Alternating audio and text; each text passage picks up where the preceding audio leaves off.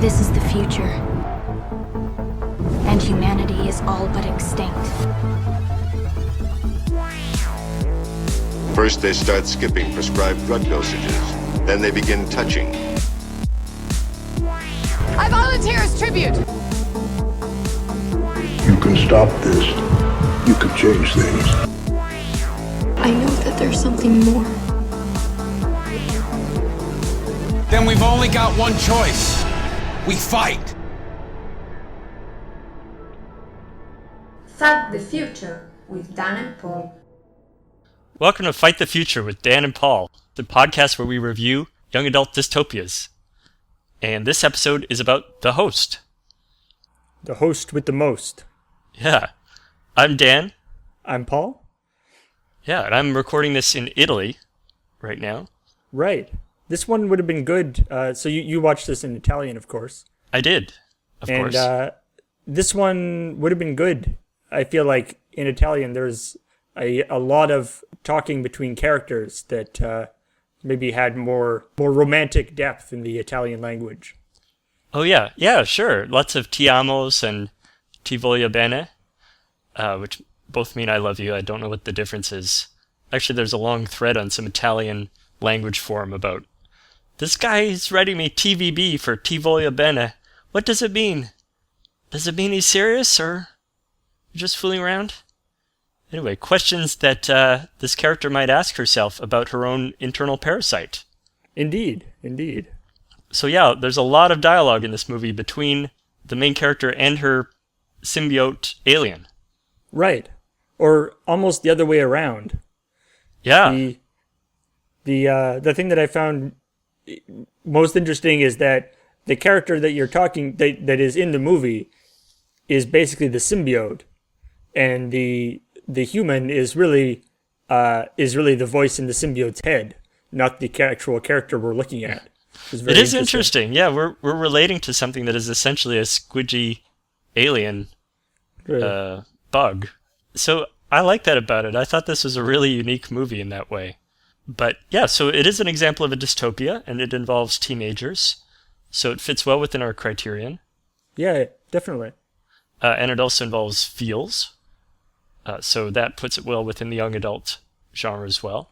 Most definitely. This movie, of course, the original story was written by Stephenie Meyer, the same person who wrote Twilight. Yeah. And there's a great line where she says, "You tried to kill me, and now you're protecting me?" And just like... Now you want to make out with me. Yeah, it's a very, very Twilight kind of line. Right. Yeah, so before we get started, though, I've had an issue with this podcast. There's been an objection that my friend Jim said, why young adult dystopias? Why not just all dystopias? Yeah, he thinks we're going to run out. We should change the premise to dystopias in general. I feel like we are... I mean, yeah, we'll definitely run out, although probably not as quickly as Jim thinks we might. No. And there are more being made every day, especially with the success of various movies based on young adult dystopias. I feel like the movie studios are just thrashing around, desperately going through all the high school libraries, trying to find as many different young adult dystopias as they can and immediately option them. Yeah, and they're not going to run out of novels either. Yeah. But yeah, I think there is a value and a distinct difference between the sort of, like, young adult dystopia is a distinct genre from just straight dystopias. Or at least it's sort of quantifiably different, at least to me. I agree, yeah. It has a different feeling to it. Yeah, and I mean, especially with this movie, but with a lot of other ones, it usually focuses very closely on the relationships between, a couple of characters, as opposed to the world itself. It's not so much about systems, it's not so much about macho survivalism. Right. I mean, that sometimes contributes to things being a little more flimsy as far as how they're thought out, but it has more heart in a way. I guess I'm less interested in that hard extrapolation than I used to be. More kind of human possibilities. And general more abstract themes of control and conformity and all this kind of thing that you're interested in when you're a teenager as well. Right, of course. I mean, that's a big deal in a lot of these dystopias, is taking some of the things that teenagers would be concerned about, what your job is going to be, your parents and authority figures and stuff. Sort of, they tend to be a little bit more sort of relatable to young people. Yeah, and how are you going to meet cute boys? That's another big part of it. Very important aspect. I mean, like, I just thought of this, but if you look at it, The Diary of Anne Frank is sort of a post-apocalyptic young adult story. Hope that's not tasteless to say. But it's about an incredibly horrible environment and survival of a teenage girl. And yeah, she doesn't just think about survival. She's thinking about normal teenage girl stuff too. It's not just about survival ever. Right. Okay, so young adult it is. Young adult, yeah. The story. In each episode, we like to start by running through the plot. It helps us get grounded for the rest of the episode, for listeners and also for me, because I watch it in Italian. I do not catch every detail. So Paul's going to help me out with this. And, of course, spoiler alert, if for some reason you decided to download this podcast about a movie that you didn't see and are excited to see. 2012. Then, yeah, there's going to be spoilers. So, we are starting with the everything is great because aliens are in control. Yes. It starts after the complete victory of the aliens. Mm-hmm. Almost complete. What I find actually particularly interesting is we're not even sure how the victory happened, but it happened. Yep. It doesn't show us scenes of the resistance. No. It's 2 years after the total victory. Yeah, and so everybody is now, all people are just hosts for these kind of bundles of fiber optic cable looking kind of alien parasite thingamajiggies. To me, they look like house centipedes, which was a problem for me. Because there's a few things that I hate in the world more than house centipedes. The fact that they were glowy helped a little bit, but they really had those long, leggy things that make me go, ugh. Yeah, nice thing about, at least they're glowing so they can't, hide in dark corners to jump out at you at night. Which is what I assume house centipedes do.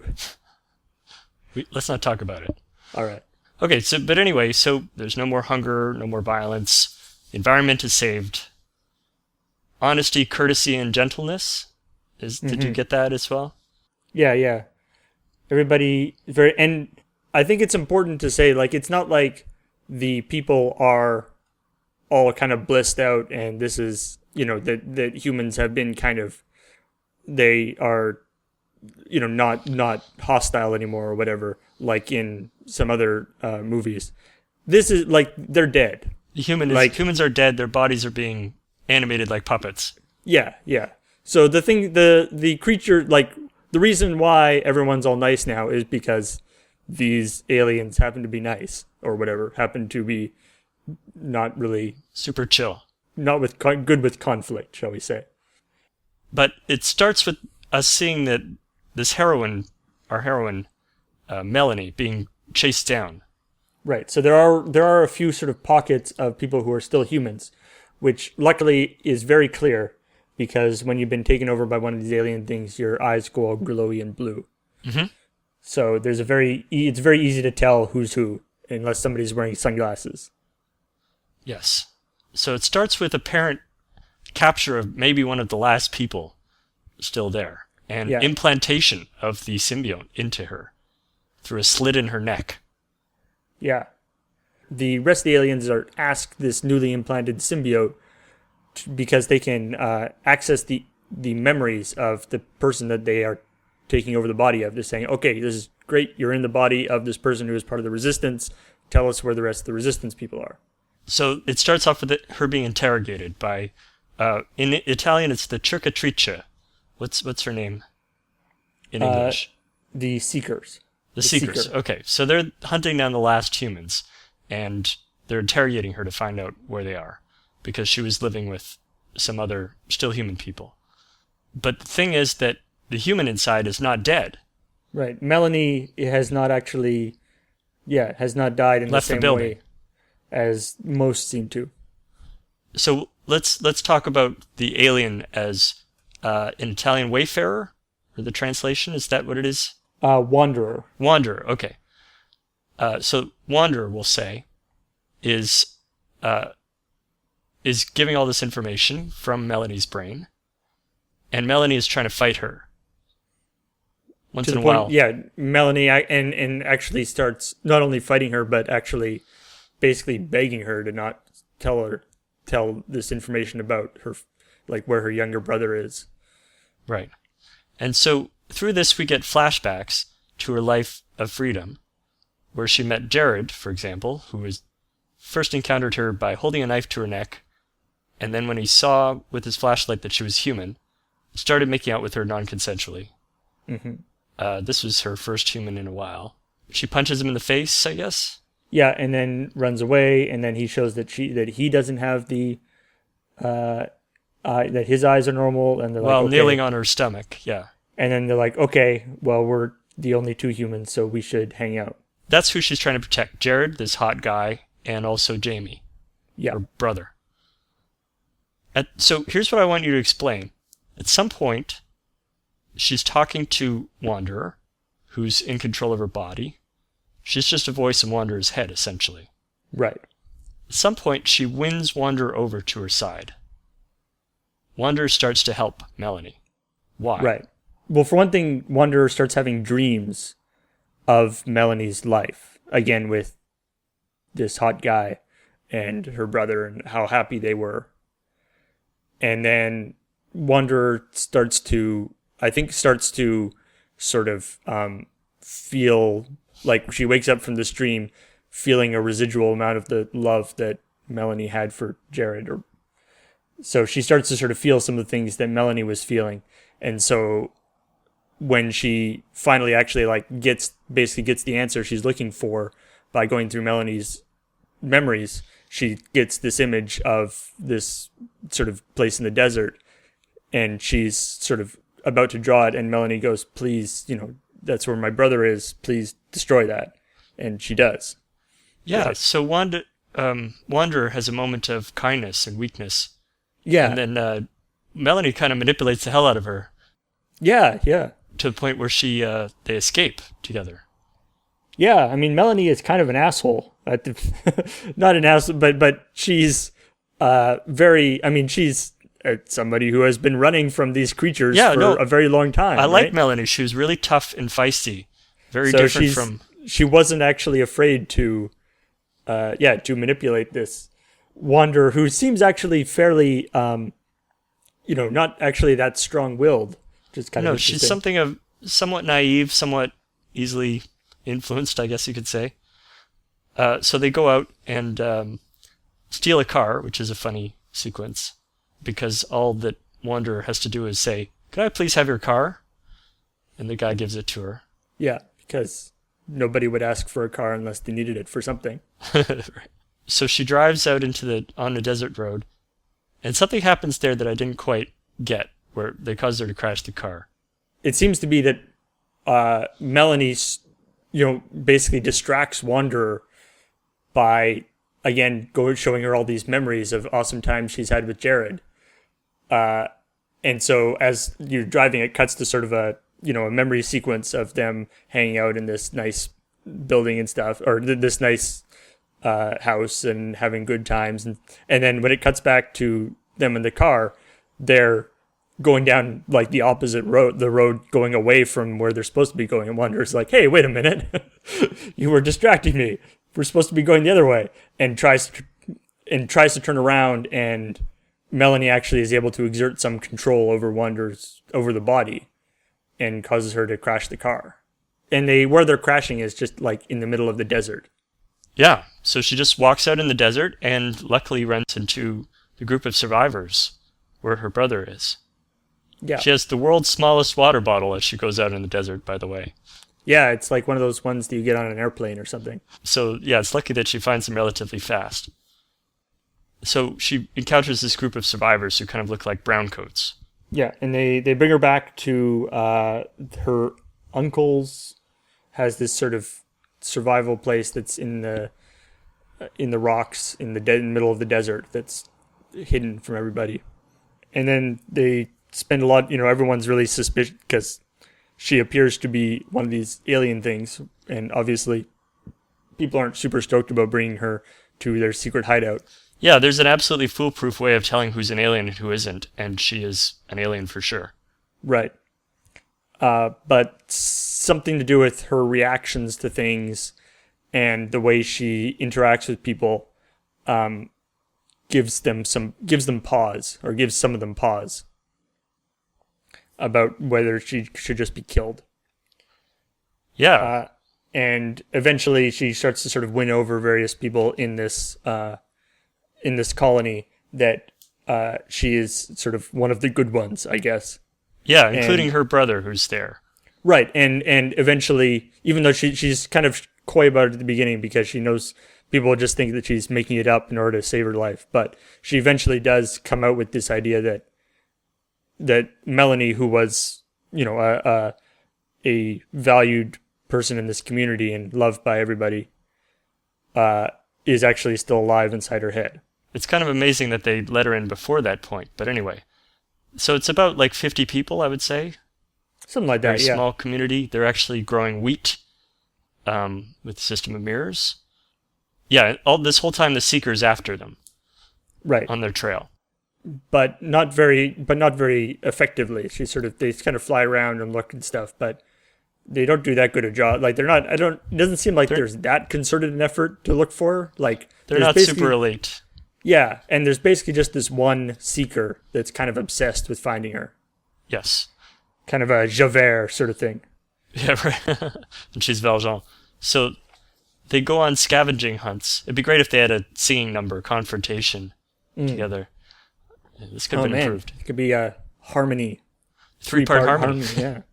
So there's scavenging that they're doing. And in one of these scavenging runs, it's mostly the boys. Basically, this settlement is entirely either older people or cute boys. There's no teenage girls. Yeah. I actually had a lot of trouble telling the cute boys apart. It was like, all right, we're going to go off and get some stuff. I was like, wait, was that the cute boy that liked her, or was that the cute boy that was just looking at her? No, that happened to me because one of them was that the cute boy that liked the other person? I'm confused. One of them attacked her at one point, and I was like, oh my, why would he attack her? They were just making out a second ago. And then I realized, no, wait, that's totally different. Cute boy with sandy blonde hair that seems to have a little bit of product in it. So anyway, on one of these runs, they're surrounded by the Seekers, and they two of them end up killing themselves rather than be captured, and the Seeker woman goes nuts and ends up shooting one of her own kind. Right, which is extremely, like, these Seekers are chasing them and everything, but the Seekers don't actually have weapons themselves. Yeah, they have human guns and human shiny cars. Anyway, so Melanie and Wanderer are bonding. Well, Wanderer, shall we say. When we say she, we're usually talking about Wanderer. Yeah, or actually, they actually start calling her just Wanda. Wanda, that's right. She's bonding with people, making out with cute boys here and there. Mm-hmm. And there's all sorts of trickiness because she's making out. Wanda is in love with a different guy. Kyle. That Melanie is in love with, and so yeah, is it right? Is it wrong? It's like a love hypercube. Love hypercube, yeah. Two men, one woman, one symbiote. And at one point she says, I think you're just into this body. He's like, no. I'd still love you just as much if you were a glowing caterpillar that fitted in the palm of my hand. Seems unlikely. Yeah. Some of these bodies are brought back from this failed mission, and they take out the symbiotes and stomp on them, essentially. Melanie freaks out, or Wanderer freaks out. And in the process of taking out the symbiote, that also kills it's not like taking out the symbiote brings the person back to life. Right.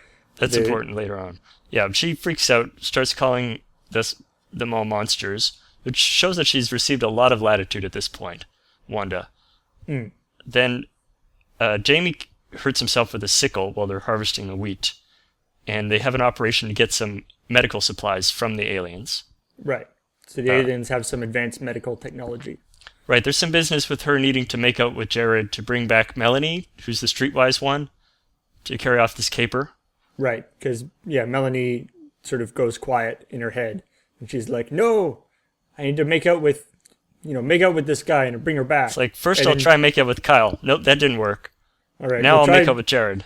That's how many, maybe if I try making out with everybody, somebody will bring her back.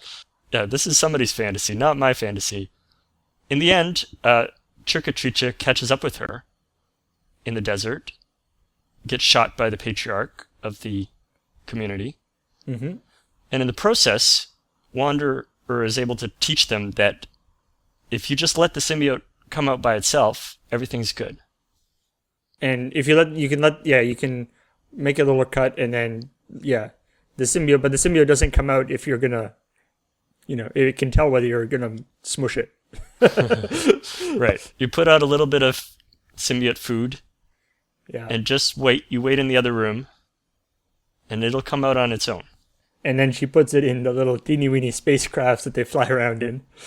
Yeah, they look like Nerf footballs. And it's sent into the stars. So now we've discovered a way that humans can be saved and the symbiotes can be saved. So Wanda decides to sacrifice herself so that Melanie can live. Right. So she has this she realizes, she knew that this was possible before, but in doing this to the Seeker and releasing the Seeker from thing, and in fact, the human who was in charge of the body comes back and is like, oh, thank you, it was the worst thing ever. Wanda realizes that she doesn't have any sort of right to this body. And so she decides to sacrifice herself, but instead wakes up in another body, who luckily is also a hot teenage girl. Yes, who happened to be actually someone who just died. Right at that right moment.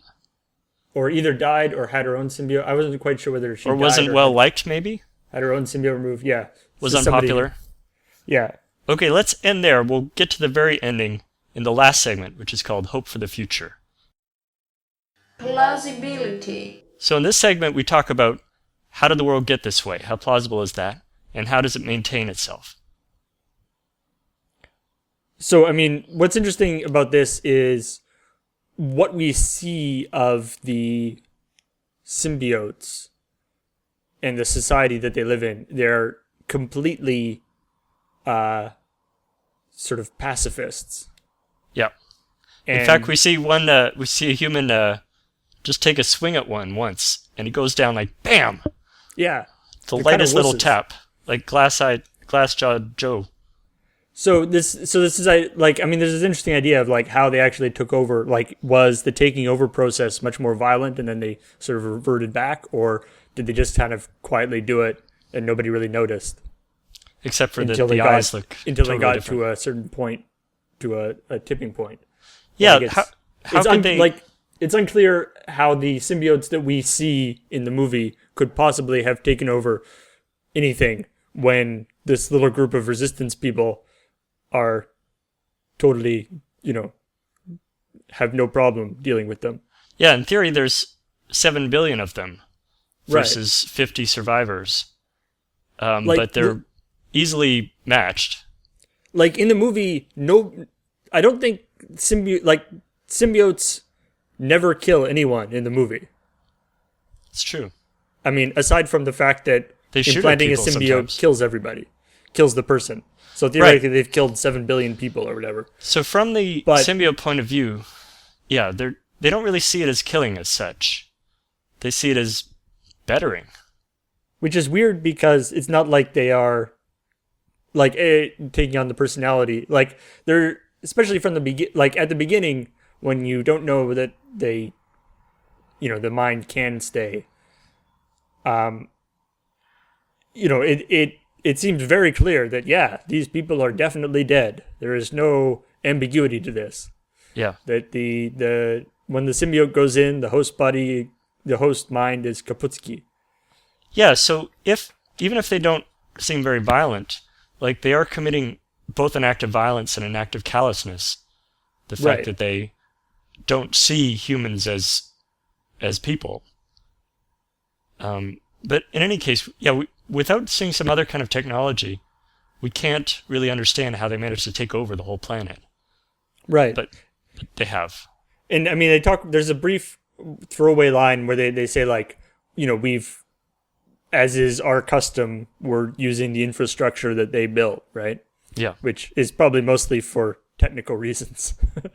They seem to be using the infrastructure that humans built, except for they took all the paint off all their cars and chromed them up real nice. All the cars are shiny metallic.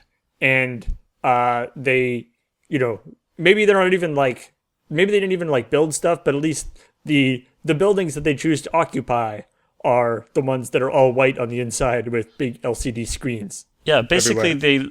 their style, both fashion and architecture, is Apple Store exclusively. In fact, they were using Macs at one point. You see them use a wireless Apple keyboard. I mean, it's Apple Store, but even more white.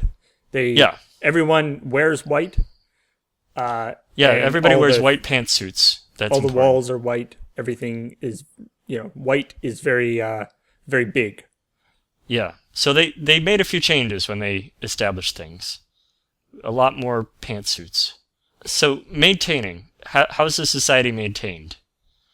So I mean, it seems fine, right? I mean, it's unclear as to whether you become it's like you travel hundreds of billions of miles over hundreds of years, because doesn't seem to be like warp speed or whatever. They talk about that it takes a long time for them to travel between planets.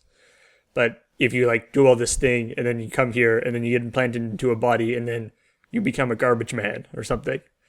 Like, there doesn't seem to be any, we only sort of see the upper class, I guess, or the sort of white collar type. Yeah, we don't people. see the pool cleaners, for example. Or maybe that's all technology. I don't know. Like, you don't even really see any technology. Like, the only technology you see is the sort of healing spray stuff. Yeah, they have this one thing, which is a silver box that can either knock you out or fix all of your wounds. Yeah, I wasn't sure whether that was the same box or different boxes. You just got to be careful which one you do. Yeah, press on the right end of it. Oh, ow. Okay, there I go. But you do see people out doing stuff, like driving cars or walking around, all with very good posture. That's one thing you get. And you walk in a sort of dreamlike, good posture way. You see people pushing baby carriages. So it's sort of like life continues, but in a very watered down way. And they talk about that they are much more in harmony with nature and stuff now. Yeah, so we don't see them driving cars around and things, so who knows? Yeah, they're still burning fossil fuels, unless those are like space cars.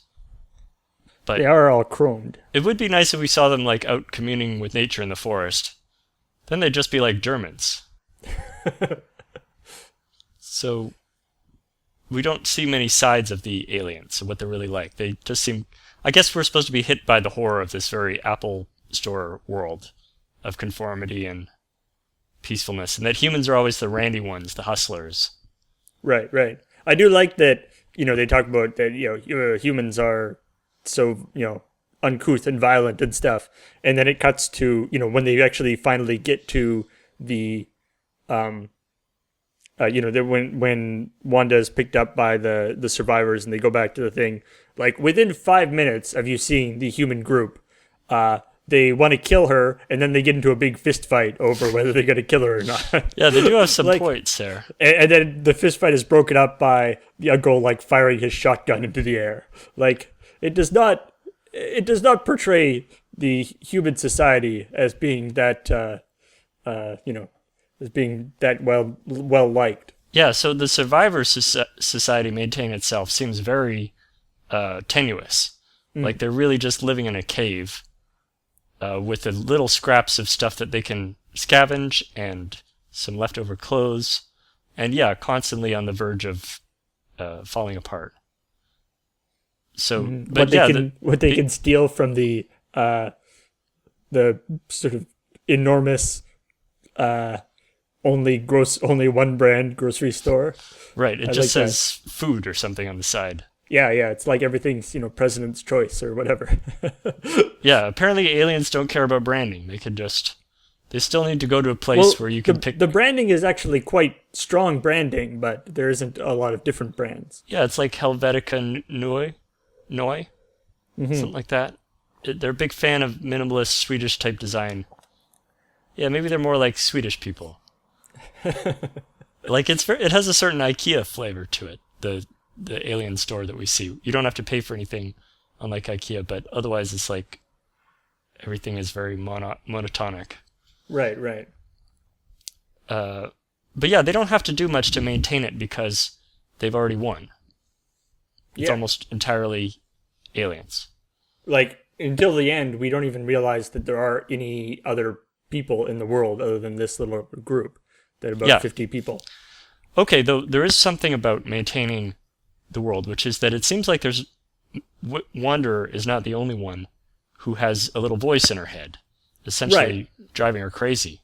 Because we discovered that the Seeker, whose real name, her human name was Lacey, has had this voice in her head, the feisty one.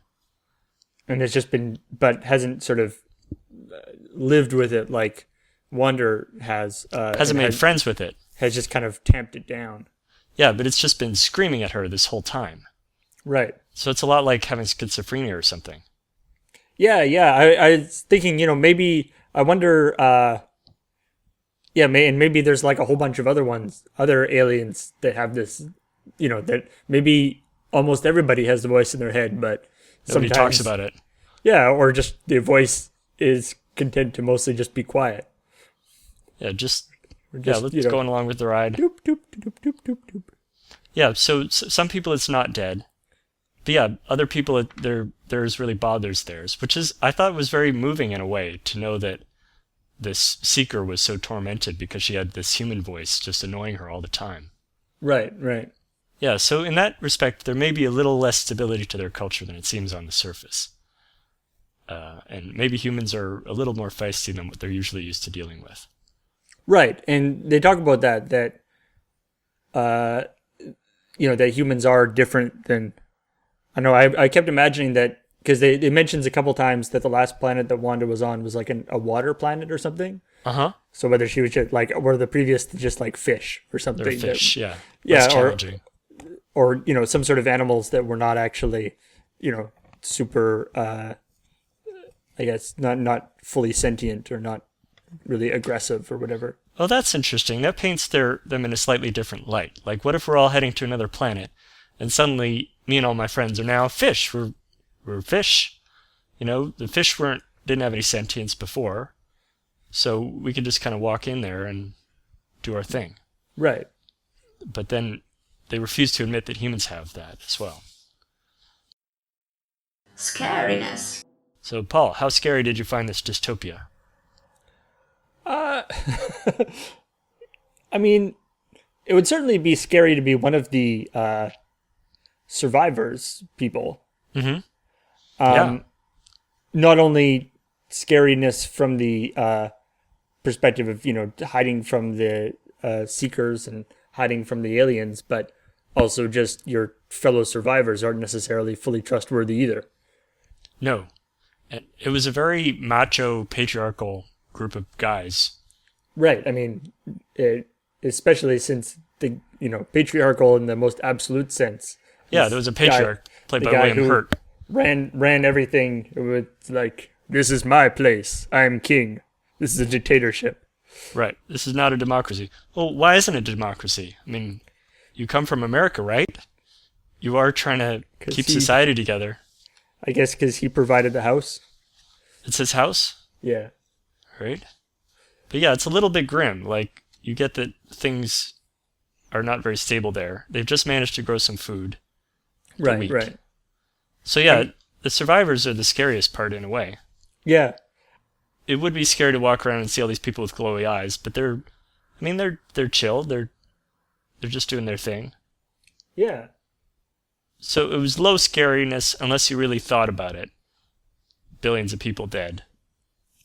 Yeah, I mean, it's sort of the very relaxed genocide, essentially. Yeah, it's kind of like we all went to a spa and never came back.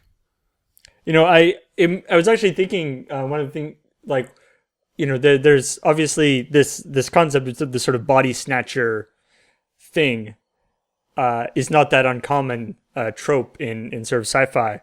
And if it was a situation where, you know, you're still the sort of voice in the head and reliably, which obviously in this case it's not, that only happens occasionally. But if there is a situation where you're like reliably the voice in the head, you know, you wonder what would happen if aliens came down and were like, hey, this is a thing.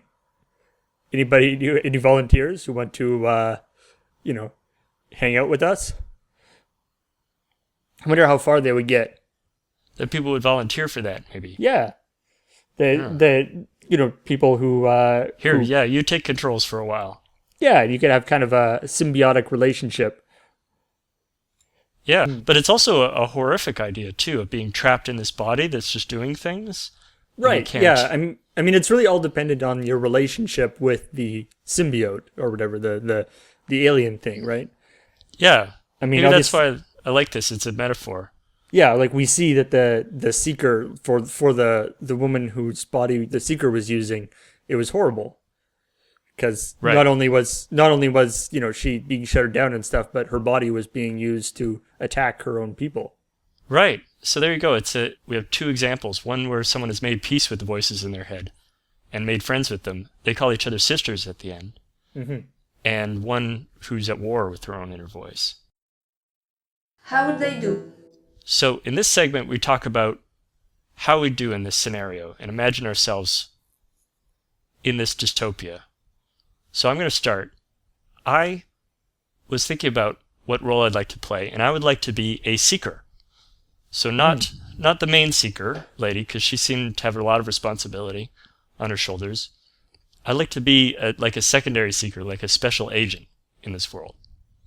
So my job would be hunting down little pockets of humanity and converting them. Now, I had a little struggle with myself that isn't that evil? Isn't that fantasizing about killing people? But if I was one of these aliens, I wouldn't see it that way. I would see it as liberating them. So, right, and I mean, presumably there's like a big backlog of symbiotes waiting for implantation. That's right. There's a waiting list.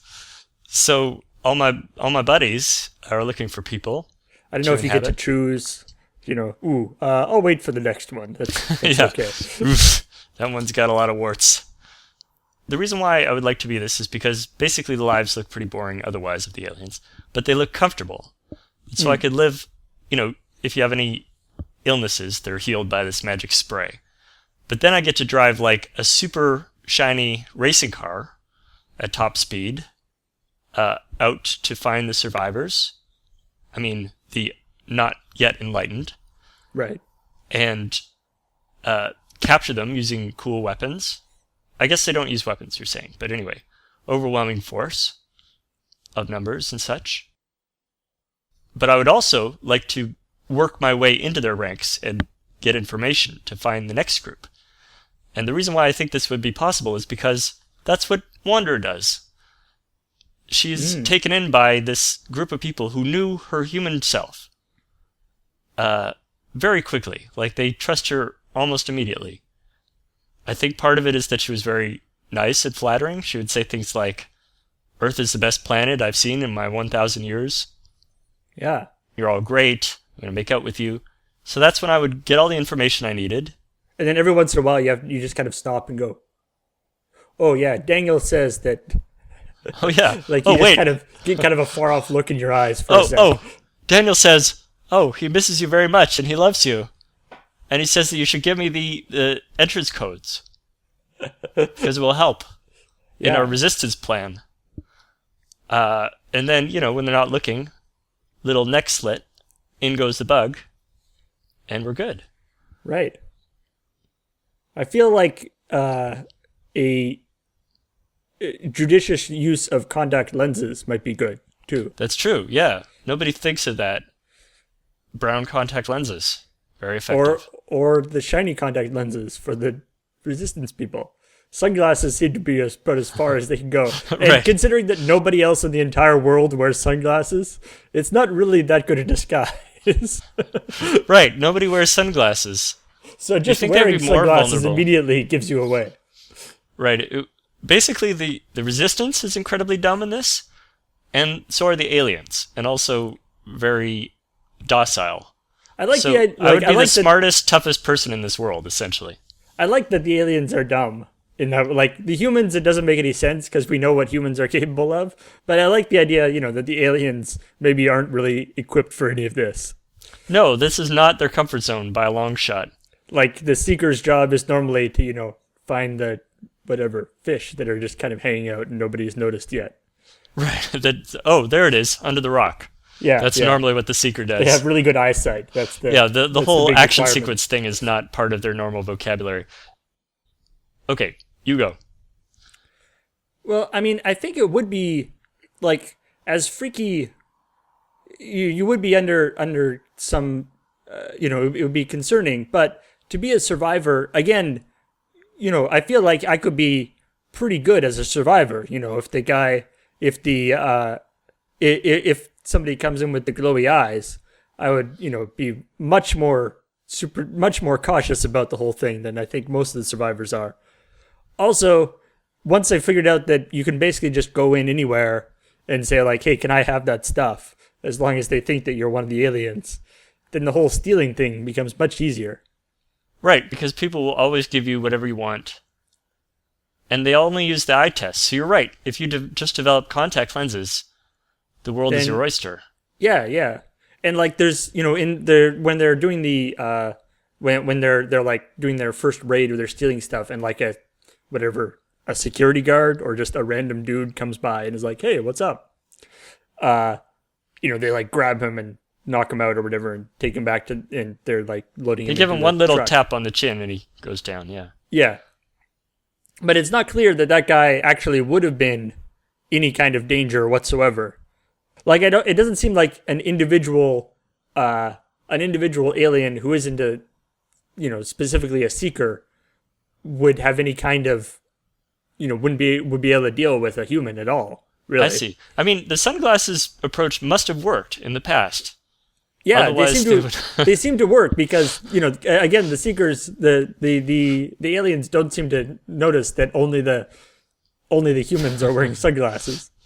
I like the moment when they're riding down the highway and they both take off their sunglasses together. Like, yeah, we don't need these now. Yeah, We're in the clear. They are running down the highway in the desert. Like, Why not wearing just keep the sunglasses? would be perfectly fine.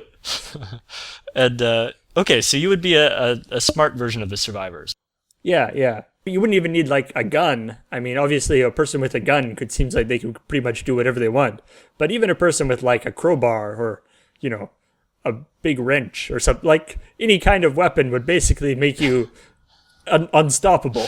You could go, hey, check out that over there, citizen. They'd turn around and bap.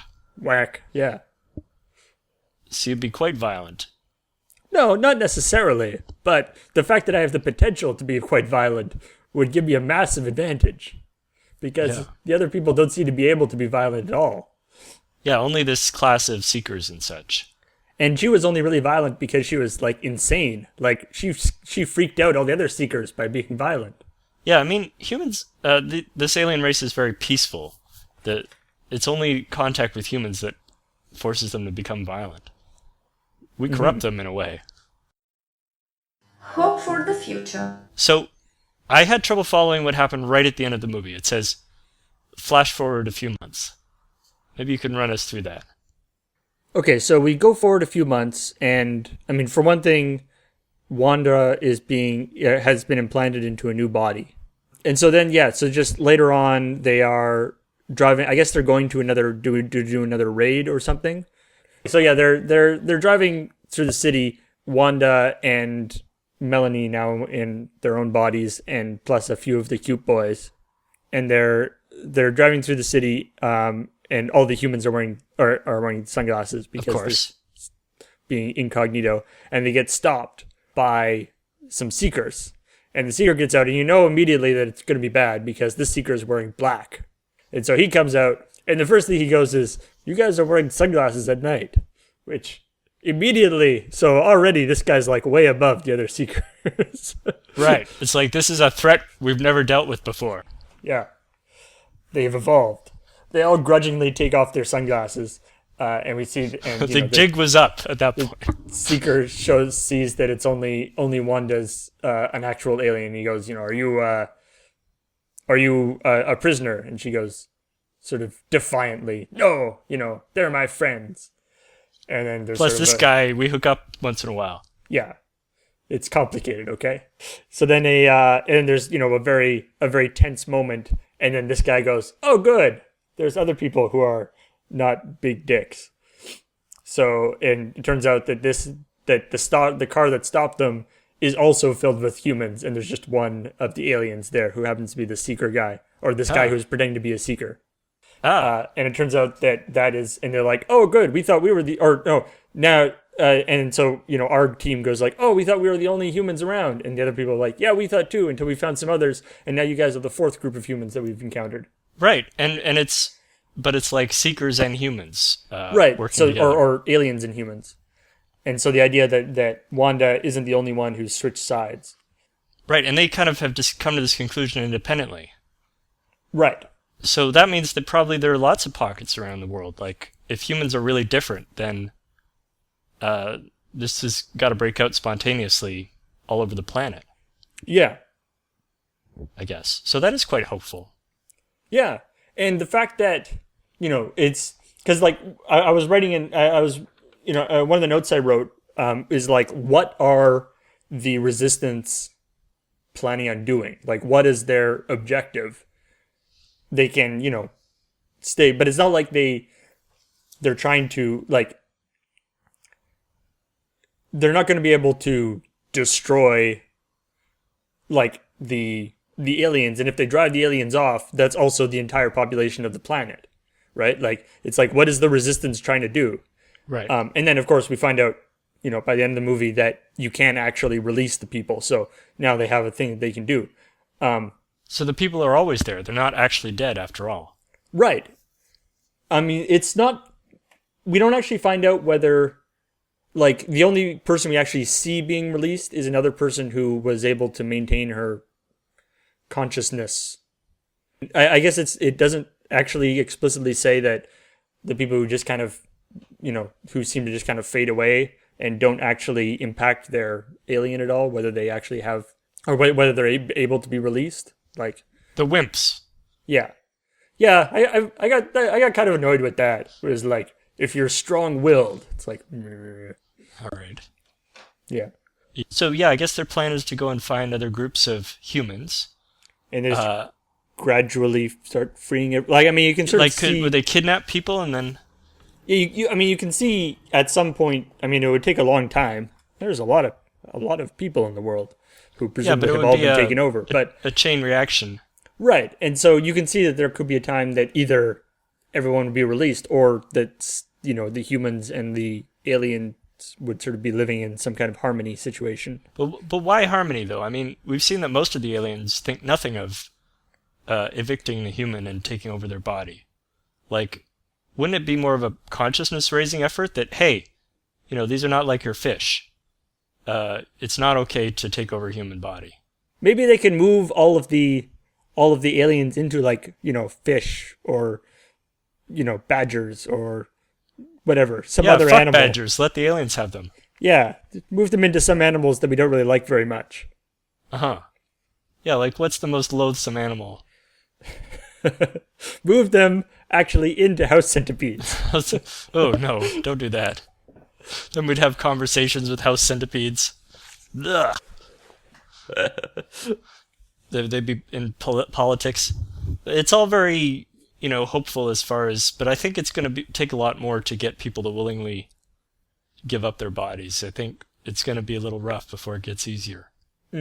But at least there's a symbol of hope there in Wanda and Melanie. It's quite lovely, actually. Wanda, no. Stop! You are not going there. What about Jared? This is very complicated.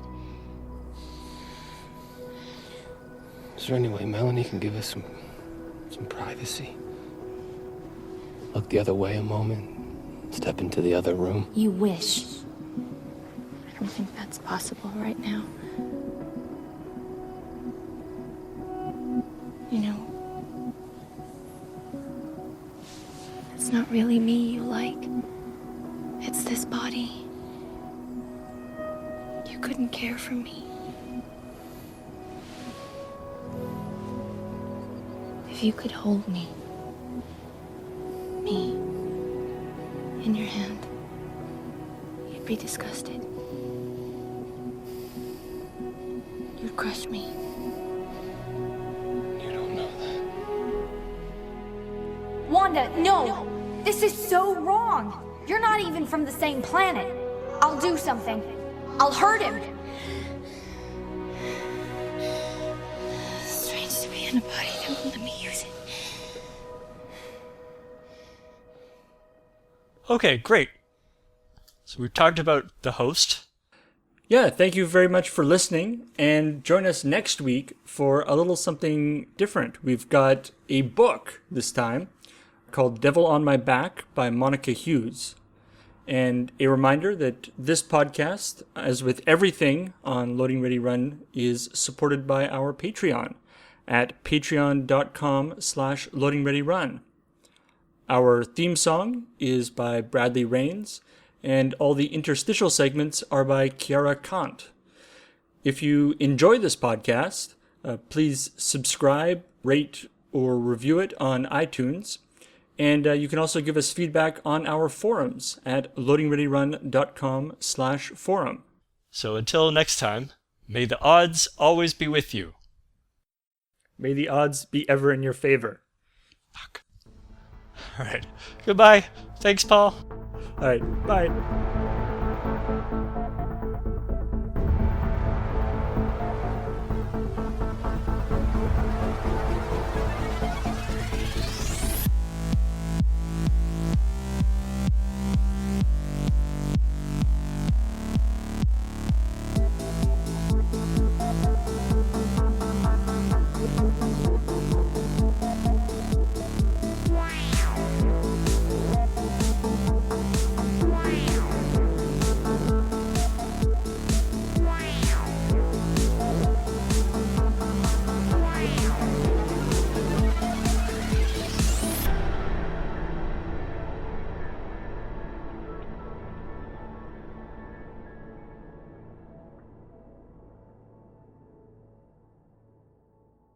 Ci vediamo. Perfect.